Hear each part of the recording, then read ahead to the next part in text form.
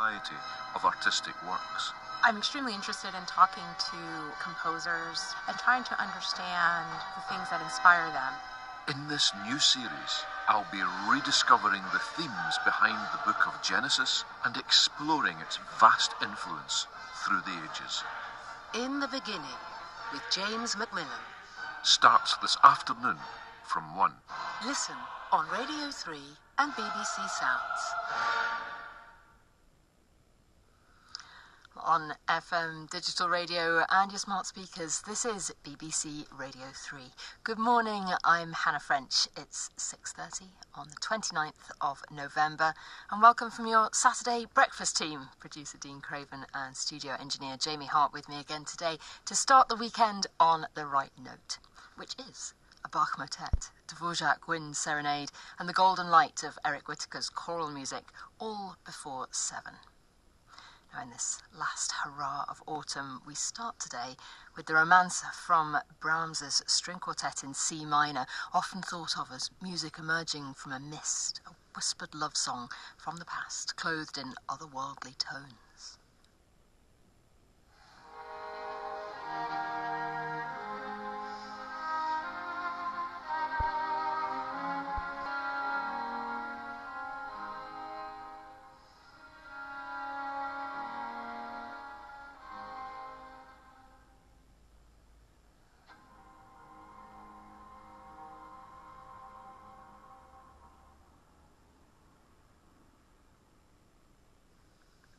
The Romanze from Brahms's string quartet in C minor, music he dedicated to his friend, the surgeon and ardent quartet player Theodore Bilforth, and premiered on this day in 1873. It was played by the Steyrmaier Quartet, but sadly the last recording to feature their cellist, Christian Elliott. It was a joy to work with him on the ever-changing character of the voices, they say, to sense the meaning of every phrase and bring it to life. The Steyrmaier Quartet's tribute. While Advent begins tomorrow, the deliciously dark time of anticipating and waiting for Christmas. So before the sun comes up this morning, let's dream of what's ahead with Eric Whitacre's Lux Aurum.que. The Latin text translates, light, warm and heavy as pure gold, the angels sing softly to the newborn babe.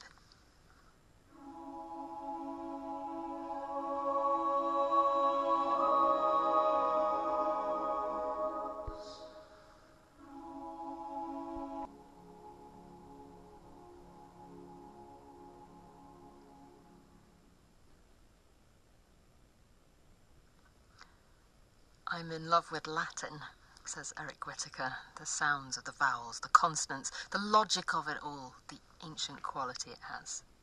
And that was his Lux Aurum.que, setting words by Edward Esch, was sung by the choir Polyphony, conducted by Stephen Layton.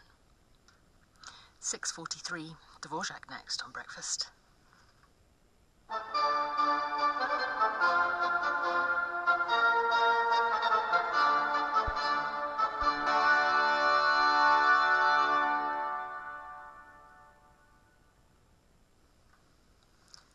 The finale of Antonin Dvorak's Serenade for Wind Instruments in D minor. Christopher Warren Green conducted the Philharmonia Orchestra. Well, great to have your company on Radio 3 first thing this Saturday morning. And at 10 to 7, Bach before 7 takes an autumnal route. You'd think playing funeral music might put a downer on the morning, but in Bach's Lutheran world, death marked a new beginning and warranted excellent music. Bach himself called O Jesu Christ mein Lebenslicht a motetto, a hybrid of a motet and a cantata. Technically neither, as it's a single movement piece, but with independent instrumental parts. And what instruments! It was first heard outside at the grave of Joachim Friedrich von Fleming in October 1740, when Bach brought in a team of brass, including horns, a cornetto and 3 trombones. Well, he adapted it for indoor performances too, but somehow those brass instruments feel just right for the first weekend of Advent.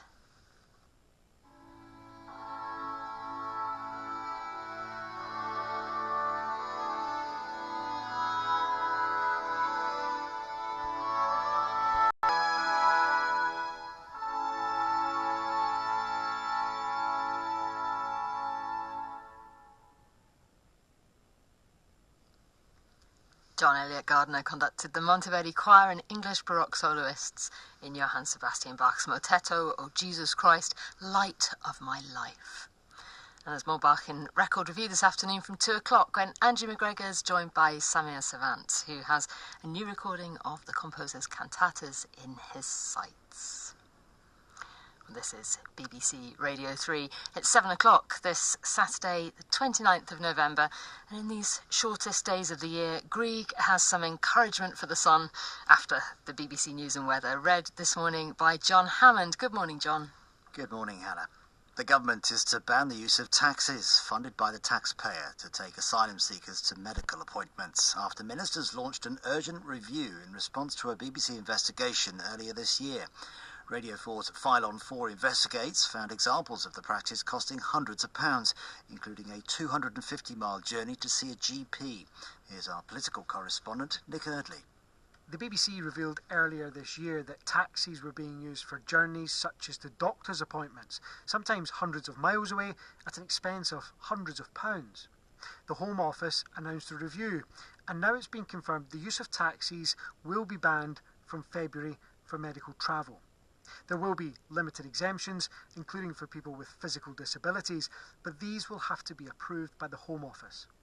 The government is continuing to review the use of taxis for other travel, like moving people between accommodation. It's also been revealed that the average annual cost of all forms of transport for asylum seekers is £15.8 million. Airlines are making urgent modifications to thousands of Airbus planes after the firm discovered intense solar radiation could interfere with onboard flight control computers. The issue affects the A320 family of aircraft, one of the most widely used models in the world. Passengers have been warned of possible disruption, although many airlines said they'd already resolved the issue.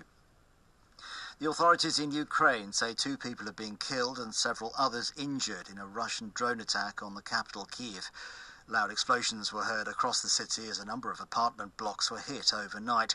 Reports suggest Ukrainian negotiators will visit the United States this weekend for talks with American officials on President Trump's plan to end the war with Russia. President Putin has said a US team are due to hold discussions in Moscow next week. 3 days of official mourning have begun in Hong Kong after a devastating fire ripped through several tower blocks on Wednesday. Government officials stood outside their headquarters to observe a 3-minute silence in memory of the 128 people known to have died. Police are warning people to be on their guard against suspicious text messages after research found that half of all adults in the UK had received one over a 3-month period. So-called smishing messages often appear to come from banks or other trusted organisations. Pope Leo is visiting Istanbul's Blue Mosque as part of his trip to Turkey and Lebanon, his first appearance at a Muslim place of worship since he became the head of the Roman Catholic Church in May. Later today, the Pope will sign a joint declaration with the head of the Eastern Orthodox Church and join thousands of worshippers for his first public mass outside Italy. The weather. Cloudy across England and Wales with the band of rain moving to the northeast. In Northern Ireland and Scotland it'll be brighter but colder. Top temperatures of 12 Celsius in London, 10 in Cardiff, 7 in Belfast and 5 in Edinburgh. BBC News and Weather just coming up to 4 minutes past 7. Thanks, John. We'll see you again at 8. Now, if you're just joining us, good morning. Welcome to Breakfast on Radio 3. Hannah French with you today and every Saturday to start your weekend.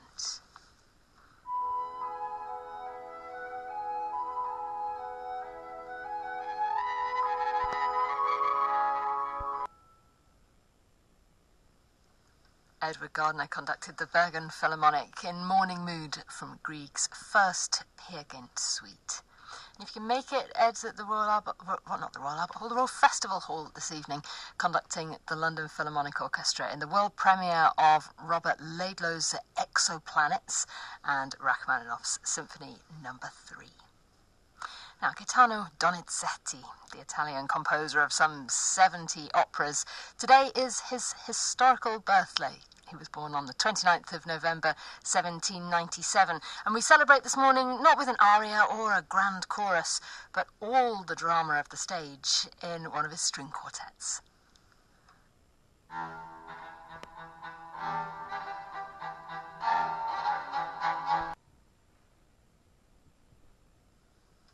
Quartetto Mitia playing the finale to Donizetti's String Quartet, number 18 in E minor. It was 7:15, Mozart next here on Radio 3 from a brand new album out just yesterday. It's from pianist Saskia Giorgini, and we'll hear her play another finale, the Rondo from Mozart's Piano Concerto in A, K414, originally written for either orchestra or string quartet, and in this version you can hear that chamber music feel as Saskia interacts with the Trondheim soloists.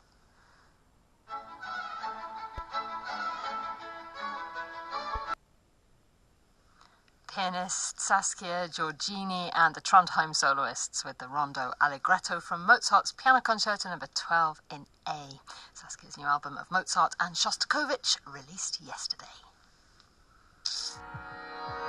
This winter, cricket's oldest rivalry is reignited. Left arm over the wicket. In he goes. England and Australia do battle to compete for the Ashes. Hear live ball-by-ball commentary on 5 Sports Extra and get analysis and reaction of every day's play with the Test Match Special podcast. Test Match Special at the Ashes. Listen on BBC Sounds.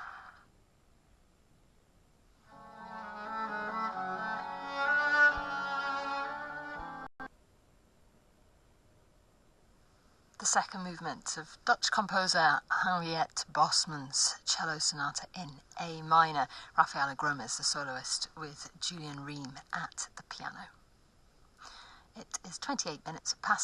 Now, tomorrow marks the beginning of Advent, the arrival, the anticipation for Christmas, a season that cries out for music, which is ironic because in parts of Europe, Advent has historically been a time of quiet or even silence in anticipation for the festive sounds of Christmas.